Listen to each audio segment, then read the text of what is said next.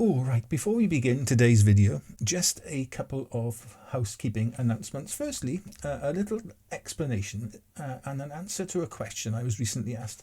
Now, the reason for me not playing copyright music in any photo montage segments at the moment, it's not down to any threats or such from YouTube. My channel isn't monetized, so although I might get a copyright notification that the music's owner has recognize their music in a video, they normally give permission for it to be included.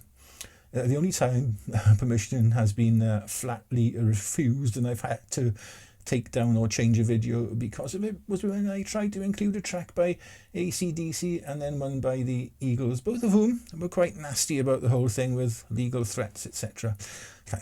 Times are obviously hard, I know.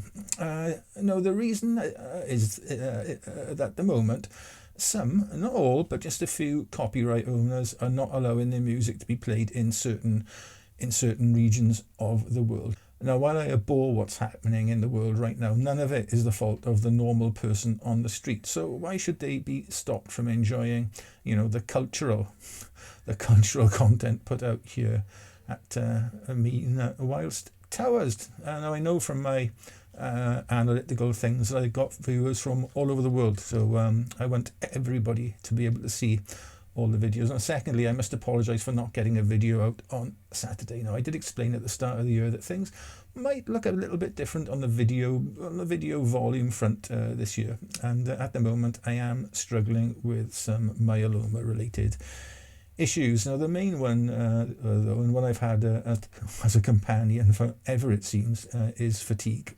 And it's this that is unfortunately hitting me really, really hard at the moment, making video production a slow process. But I am hoping to get out to do some seascape or landscape stuff. But every time I make a plan, tiredness seems to strike, and I just have zero energy to get outdoors and do, pretty much anything, actually. I can't see things improving in the near future, so hope you'll understand and be patient if I skip a week or two.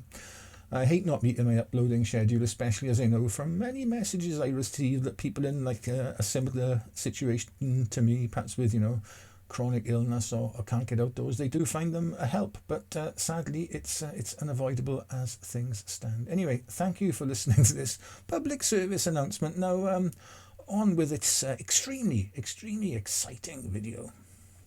What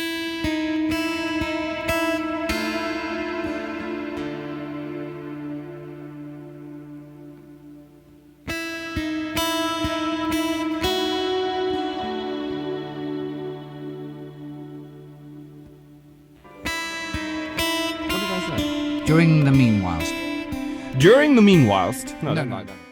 Well, no, it's your favourite dog, bird and idiot YouTube trio back with a video so tedious that anyone who makes it to the end will deserve special praise.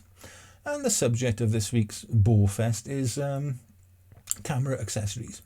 More accurately, photographic camera accessories. Or more importantly, the ones I've relied on and used on a regular basis over many years now.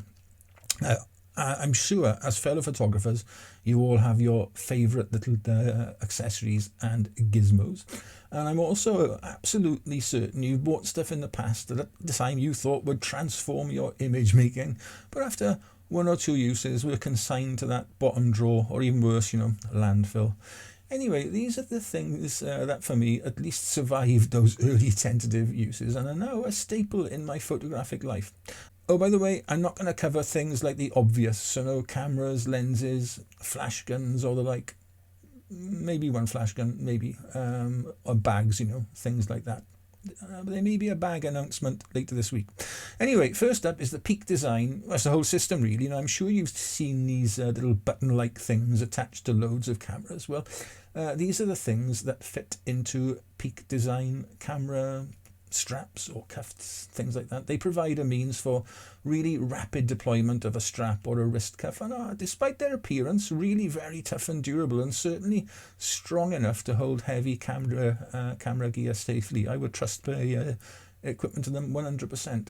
Now, along with these clips and straps, another Peak Design product I use is one of their capture clips. Now, these attach to your camera bag's shoulder strap or to a belt, and they hold your camera safely via an Arca Swiss compatible clip that attaches to your camera's base plate through the tripod screw. Now, the clip provides for extremely safe and secure carrying of your camera, and when you want to use it, you just press this quick release button and hashtag boom, off comes your camera. Attachment to the clip couldn't be easier, as my glamorous assistant is now demonstrating. Now, as well as the Peak Design ones, I also have a similar clip and plates made by Falcam or Ulanzi in other parts of the world. Same thing really though, and they are all, or I found them to be all, cross-compatible. Second up is a quick release Arca Swiss tripod plate. Now, I find that as I'm getting older and a little frailer, turning the tightening knob on my tripod plate, believe it or not, is actually getting trickier with my weakening hands.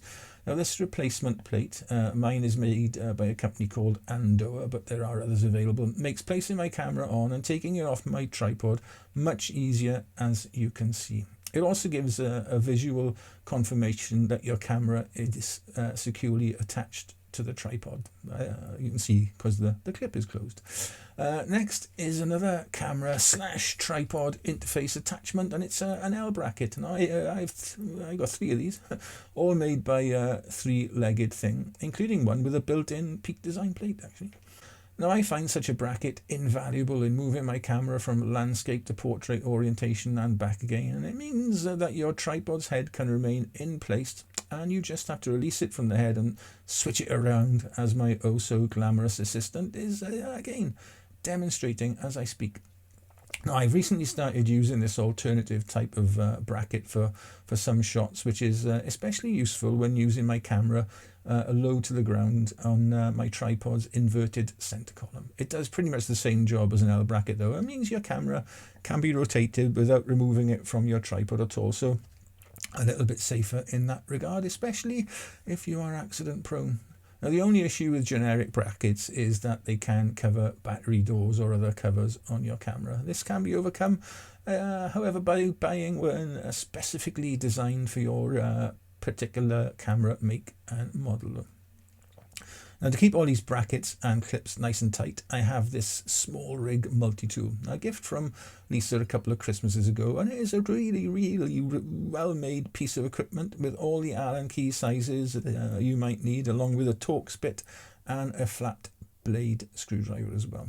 As I said, it's invaluable for keeping all these clamps tight, or for servicing your tripod even, and making sure all their bolts are well secured. Right, moving on from tripod / carrying accoutrements and tools, my next really useful thing to have is my photographic filters. Now, for years I used the Lee slot-in system, but a couple of years ago I changed to a circular magnetic system made by Case, and they are Wolverine set of filters. If I remember, I'll put a link up above somewhere to either a first impressions or a review video. I don't know. My set in this lovely faux leathery case consists of 3, 6 and 10 stop neutral density jobbies and a circular polarizer. Now, I find them invaluable when shooting particularly landscapes or seascapes where I might need to slow my shutter speed for artistic purposes. And the polarizer is a must for removing glare off subjects or saturating colours more naturally. Now, I did away with graduated filters years ago now, as modern cameras have much more dynamic range, or where even this is not enough, then either bracketing or post-processing can take care of 99% of brighter areas in a scene. Anyway, these magnetic filters are so much easier to use, and if you buy a set to fit your largest lens filter thread sized, which is 77mm in my case, and then get step up or step down rings to fit your other lenses, then you can fit them all to any of your lenses. Now, I use different filters for video, and let me know in the comments if you'd like to see a video about them and my other video accessories. Now, my penultimate item is a good LED light, which I find invaluable for macro photography in darker conditions, where getting close to your subject means blocking out light can be a problem. Now this Godox one has more features than I could imagine necessary for photography, but things like changing colours and effects, mimicking a cosy fireside, a lightning storm, or even an emergency vehicle flashing blue lights could, I would imagine, come in handy for certain videos. Now I do have a couple of flash units, but I prefer a constant light source for macro, especially one like this Godox where I can change colour temperature. Not only can I set that colour temperature, but I can alter the power the light's output really accurately.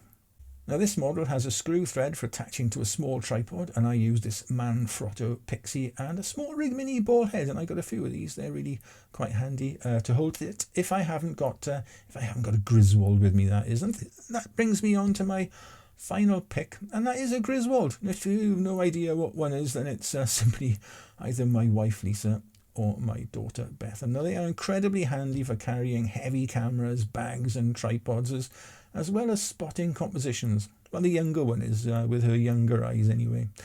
And there you have it, or them even, my favourite accessories. Let me know in the comments what your favourites are, or even those ones you bought hoping they deliver but turned out to be utter pants. Until next time, whenever that may be nice to each other, okay? Ta-ra.